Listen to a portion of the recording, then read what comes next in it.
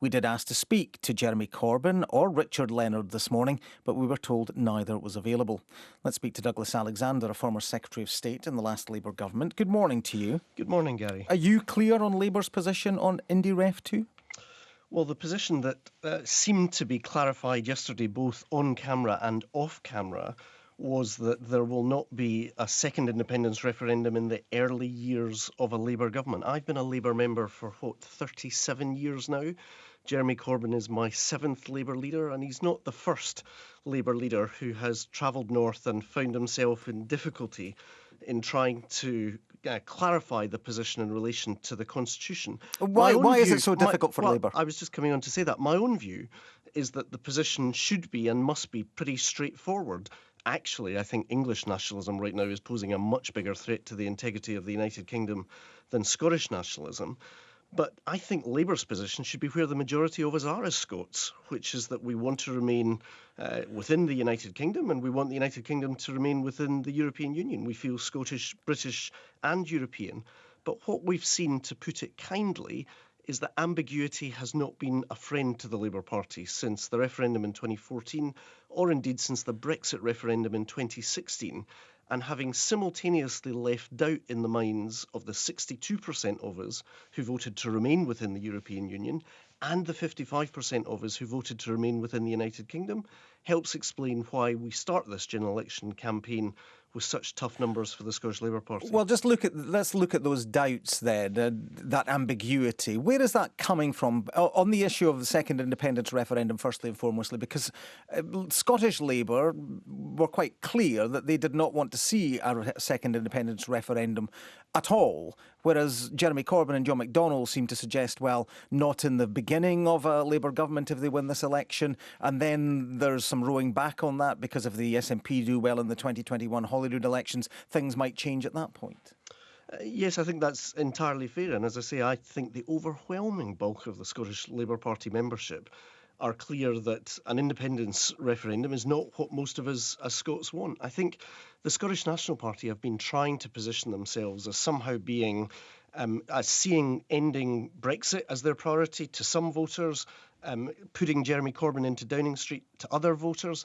And actually, I thought what was really significant yesterday was not simply the statement by Jeremy Corbyn confirming that there wouldn't be an independence referendum in the early part of a Labour government, but the reaction that elicited from Nicola Sturgeon, because she gave a statement that, frankly, I was surprised by its candour. She said, talking of Jeremy Corbyn, if he doesn't allow a second independence referendum on her timetable, which means next year in 2020, and this is what she said, I won't help him in power, to get into power, to stay in power. And actually, I think if Nicola Sturgeon believes that securing a second independence referendum here in Scotland in 2020 is the overwhelming priority of the Scottish people instead of getting rid of Boris Johnson, I think she's made a pretty fundamental mistake. But isn't that the calculation that Jeremy Corbyn is making? Is that not why we have the ambiguity, as you call it, because Labour maybe aren't that confident of Jeremy Corbyn winning an outright majority in this election, and he may well have to look to Nicola Sturgeon and her colleagues for support? Well, if you look at the numbers in the Commons at the moment, in terms of what are the benchmarks, Labour would need to win about 60 seats across the UK to get to a position of securing a majority. And all of this talk of whether there should be deals or coalitions is a sign of relative weakness rather than relative strength. I actually don't think the voters reward parties who spend their time talking about deals after an election rather than campaigning for votes before an election. But the reality is, I don't think Nicola Sturgeon has a lot of cards to play in a scenario where Labour would be, let's say, the largest party but not securing a majority. If she honestly thinks she could vote down a Labour government and put Boris Johnson back into power, well, good luck to her. I don't think that would be a very strong foundation for her, for example, to then campaign to try and secure a pro-independence majority in 2021. I think the Scottish people would be unforgiving of a Scottish National Party that seemed to prioritise its own obsession with independence rather than getting Boris Johnson out of Downing Street. But could it be argued that, at least from Nicola Sturgeon, whether you agree with her position or not, there is clarity on what it is she actually wants to see happen post this election, whether it's on IndyRef 2 or on Brexit? Because, again, this is the other problem for Jeremy Corbyn. He seems to be riding two horses here when it comes to Brexit, trying to appeal to Leavers and Remainers on an issue where there seems to be very little middle ground. Well, there's certainly clarity about the SNP's priority, which is independence. It's not something I agree with, but with integrity, they would argue that if unemployment is high, that's the case for independence. If unemployment's low, that's the case for independence. If Brexit happens, it's the case for independence. If Brexit doesn't happen, it's the case for independence. So the one constant in Nicola Sturgeon and the SNP's policies is a determination to secure both a second Where there is independence no referendum. constant from Jeremy Corbyn as regards Brexit. Well, frankly, Jeremy Corbyn doesn't, and on this I certainly agree with him, doesn't see the priority as being a second independence referendum. No, but We I'm talking voted- about Brexit here, and particularly Labour's policy on Brexit, which is trying to appeal to both sides of that debate, when in fact people just, it seems, are divided on this and want clarity. Yes, Jeremy Corbyn's position, and this has been well ventilated before the campaign and during the campaign, is trying to simultaneously say we're appealing to Leave voters and to Remain voters.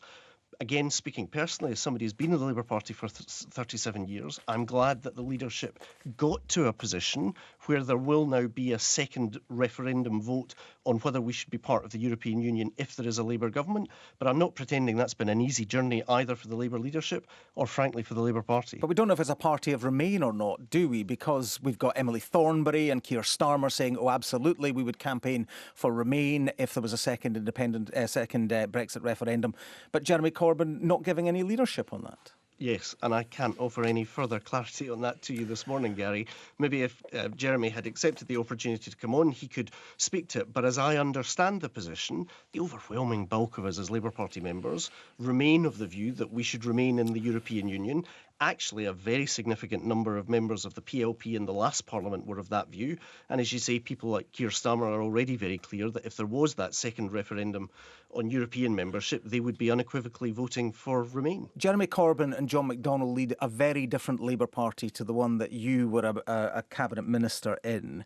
We heard earlier this week from your former Labour colleague Tom Harris, who said that he cannot vote for Jeremy Corbyn. He believes he may be a danger to national security, and he is urging others to vote Conservative. Can you vote Labour this time round?